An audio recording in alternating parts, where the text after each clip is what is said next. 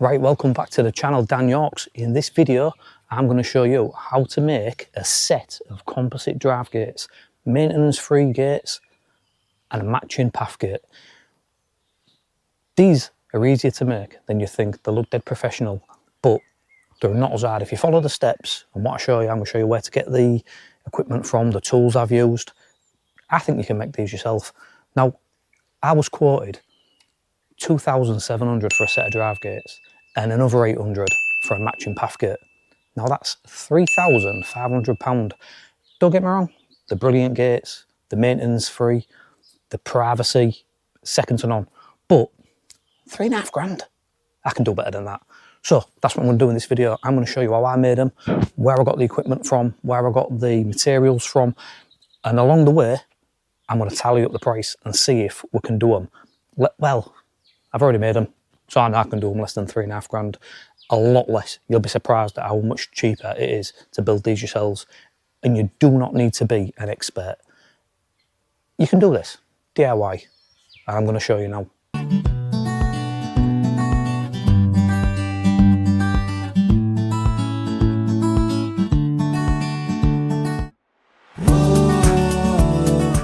Right, welcome back to the channel, Dan Yorks. We have got a brand new project for this video. So we have had this lovely brick wall built. This is my own house. We've had a great brick wall built behind us, and we are going to build a set of composite drive gates. Never built a set before. I've built plenty of gates, but never built a set of composite drive gates. So that's what we're going to do, and I'm going to run you through it, show you how easy it is, I hope. So we've had this lovely brick wall built. We've had a builder in, a bricklayer, to build it. I've not built it, but before we built these posts, before we had these brick posts built, we did leave a steel column inside the post, and on the steel column I left little bits of flat bar sticking out top and bottom, and that's what we're going to weld our hinges to. But now we've got the wall built, the dimensions for the hinges are in place, there's nothing to stop us now taking these measurements and building a set of gates. While we build these set of drive gates, we're also going to go ahead to the other side of the house, and we have an old wooden gate that's been there for years. So while we're going to do it, we're going to put a new path gate in to match our drive gates, get it all done at once. As easy as that, or so I hope. So I'm going to go take some measurements, make up a mock drawing, and let's order some steel. See you in the workshop. Right, we are back in the workshop. It's been a while since we've been in this workshop. If you've seen the other videos, this was the workshop that we built the 4x4 tipper in. That was a fun little project. So this is it's my dad's workshop. My dad is a retired blacksmith, and this is a proper farm workshop. As you can see, it's filled with forklifts and the roof's falling in and all that kind of good stuff, all the health and safety stuff that you get in farm workshops. So we're going to build a set of gates. So we used to build gates years ago, wrought iron gates, not composite gates. It's our first composite gate, as I said. It's sad this is going to be the last set of gates to be built in this workshop, because this workshop is getting ready to get torn down. As you can see, if it stands up to being torn down, it might fall down first. Anyway, so we have had our steel delivered. There we go, there's our steel. That's what 300 quid's worth of steel looks like. Steel is not cheap, as you'll know if you're buying it. But we've had our steel delivered. We've pulled a little saw out, and we have started cutting the 50 by 50 mil box for our frame. That's what we're using. We're using 50 by 50 by 2.5. You could probably get away with 40 by 40, but I think 50 by 50 will be a bit, it'll certainly be stronger, but it'll look a bit better. So what we've done to start with is we've cut two lengths of that. These are going to be our uprights where our hinges go through. So I've cut them a bit long. I took them back to my house. I offered them up against the little bits of metal that my bricky left sticking out the brickwork, just to make sure that I get these holes in the correct centres. And that is going to be the backbone of the gate. That is what the hinge is going to fasten to. Using this little bandsaw, we have cut the box section for all the frame. So here's our length of box, and we've cut the corners at 45-degree angles so they will meet nice and neatly as we put the frame together like this. Right, so you can see here what I mean by 45 in the corners. So we've got the frame all laid out and we're using these 90-degree magnets to get our square corners, and of course we're just going to measure corner to corner and check that the whole frame's square. That's the frame all welded, all the corners welded up.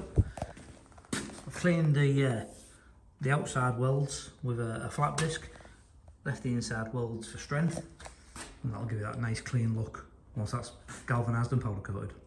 Right, back in the workshop today. So there's the frame. So I built this a little bit different to how I would normally build a set of drive gates. It's probably been about 18 years or so since I actually made a set of drive gates. So I took that square frame home in one piece and I put it between my brick pillars and I used it to mark out the hinges on the locations on my pillar, and I welded the hinges to the little stubs that I'd left sticking out of the brick pillars. And then what I did is, once it was all nice and square and level, I then cut my frame in half, and that will make my two gates. So that, you can see now, that's what the drive gates are kind of going to be. And I'm going to put the uprights in here now to complete the gates. You wouldn't normally do it that way. You would normally make the gates in the workshop in two separate gates, then take them and hang them. I just tried that way for just to try something different. 6 and 2 3s really. I probably wouldn't do it that way in the future, but it has worked, you know. I know I've got a nice square gate. I've got my hinges in the right position, but you're back and forth, you know. But we just tried it. We'll see what of a difference it makes. So for these upright posts, I have purchased a lock mechanism, and the lock mechanism, I'll put a link to it. The lock mechanism comes with a 50 by 50 mil box profile that we've got here, and it already is cut out to accept the lock. So you can buy them with this, you can buy them without it. They come in a 40 mil as well, but we're using 50 mil. So what I'm going to do now is I'm just going to 45 the ends of this and weld it into the frame to make the gates. Obviously there'll only be one. I only need a lock on one gate. So that's what it's going to look like. Obviously we'll miter these corners into 45 degree to match the rest, and then you can see that's going to make the gate frame. So I've now welded this box in, this profiled box that came with the lock, and that well, not completes it, but that completes the frame of one of the gates.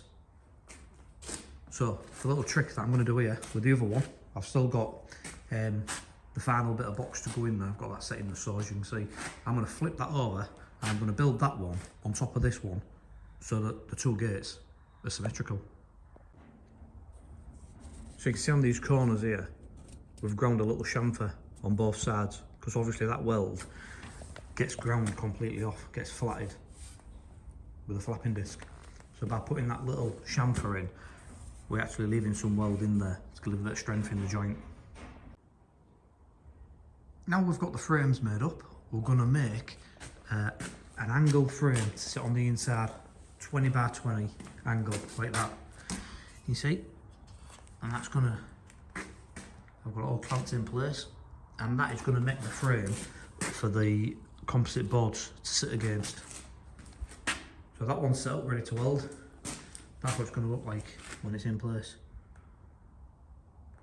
Now if you've been looking at these gates online, you'll see lots of people weld the stitch weld on this side, and it looks absolutely horrible. There's no need for that.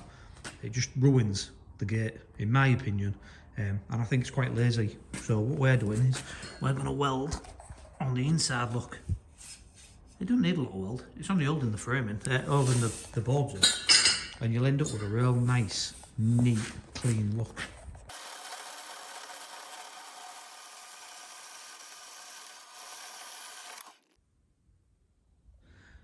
So here's the path gate, all frame made up now, and you can see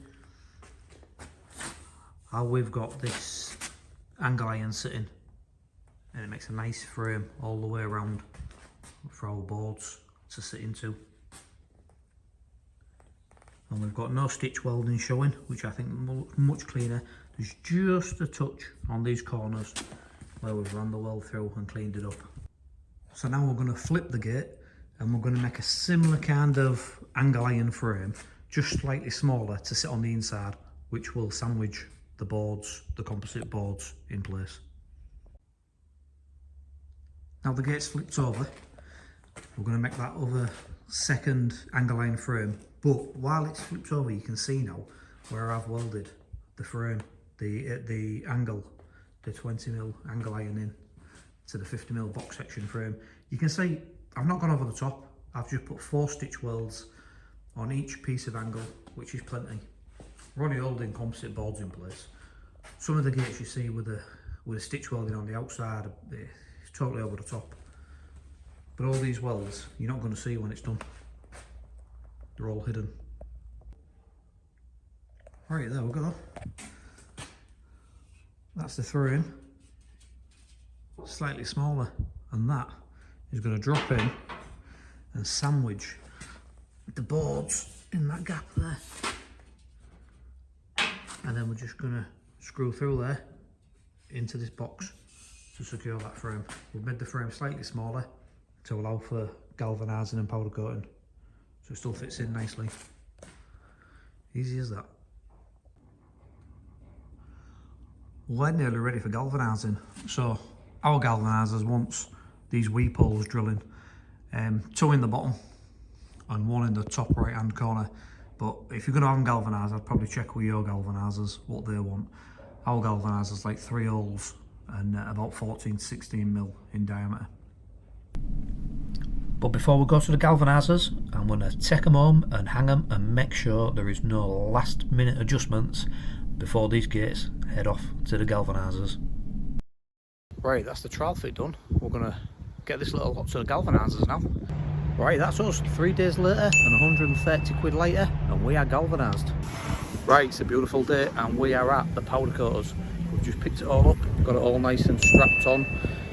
Plenty of padding because we don't want to mess up any of the powder coating.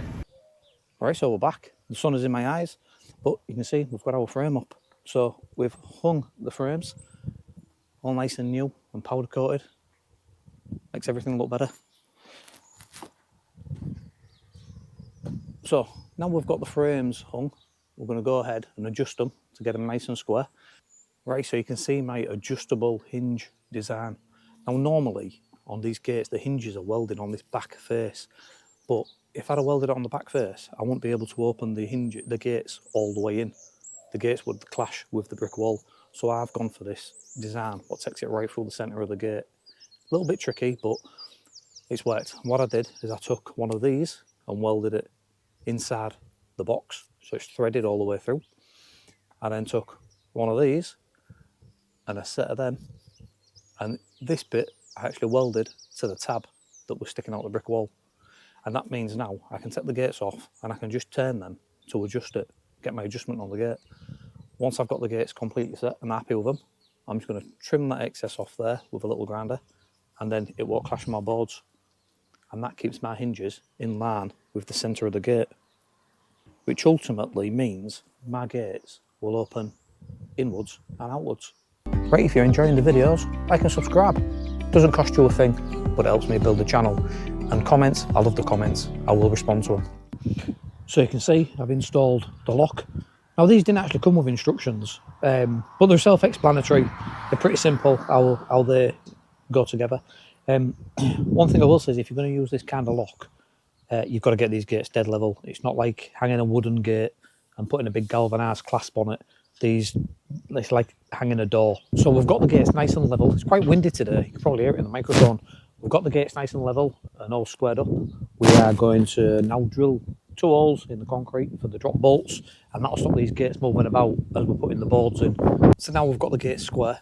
Before we put the boards in, we are going to cut this excess thread off because we don't need that, and it will be in the way of the last board.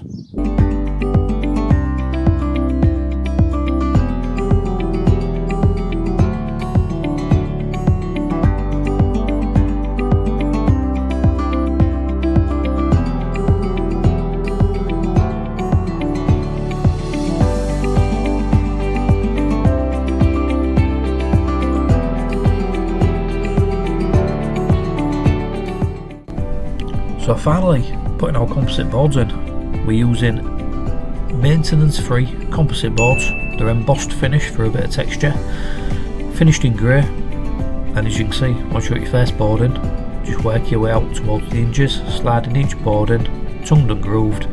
This is actually the easiest part of the job. Look at that, what a difference already. Right, as easy as that. So we've got all the boards in, except the last one. I've left the last one out because I'm going to put a strap around these now and pull them all in tight, and then I'll measure the distance of that last one and I'll cut my last board to suit. Right, that's the last panel in. Now believe it or not, that last panel fit perfect without needing trimming. I never planned it that way, but I'm going to take credit for it. Perfect fit, which I'm really lucky because it means all the spaces are equal now and it looks nice. Right, I've brought the camera on the inside so you can see how I do it from this side. We're going to start with the first board. Place that in. Now you've got to be careful with these boards because there is a little bit of a pattern. So you've got to keep an eye, make sure you get them all the right way, otherwise it'd look a bit odd. So once we've got the first board in, we're going to put our frame in. Now, something I never mentioned before, but when I was fabricating these, I actually marked each one of these frames because otherwise they do look very similar. Right, that's it. Reactions like a cat. So we'll clamp the first board and the frame in place, and then we can work away from that. Once that's clamped in, we're going to use tech screws. These are 5.5s, hexagon heads, and they'll just drive right through them pre-drill holes in the RSA framework, and then they'll cut their own threads into the 50x50 box section of the gate. You can see the gate in the background, the silver heads, which I will touch up with paint afterwards when we're finished. I've just got a tin of RAL 7016, that's the grey that we had powder coated. That's the code for it.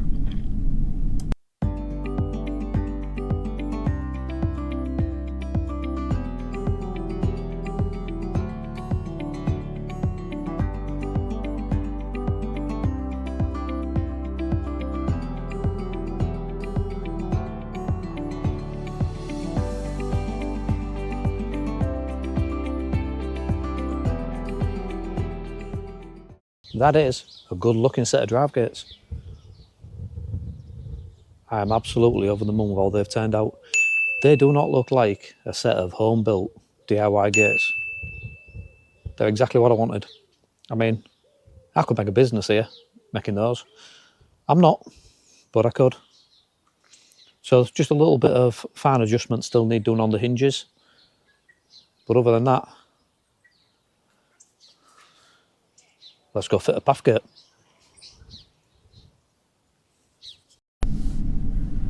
Right, so we have dug a hole and we're going to concrete our post in there. Just going to use postcrete, nothing fancy. But we've already hung the gate to the post. We'll fasten the dummy post to the brick wall, and that'll allow us to set the gate. Once we've got the gate set, a bit fiddly by yourself, a second pair of hands would have helped here. But once you've got the gate set, you can pour your postcrete right into there, and that'll secure that post.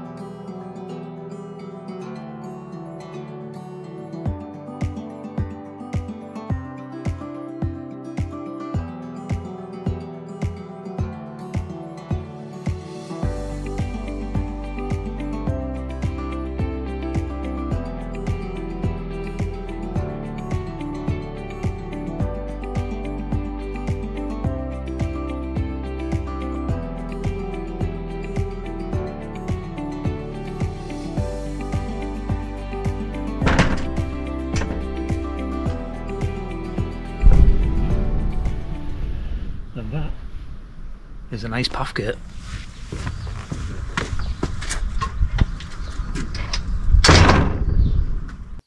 Right, let's talk about tools.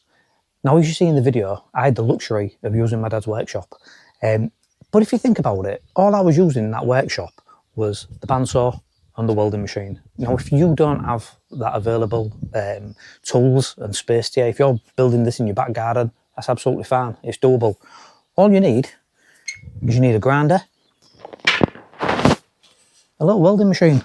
I bought this welding machine off Amazon for £80, and it's brilliant. It does do the job. I mean, it's a stick welder, MMA.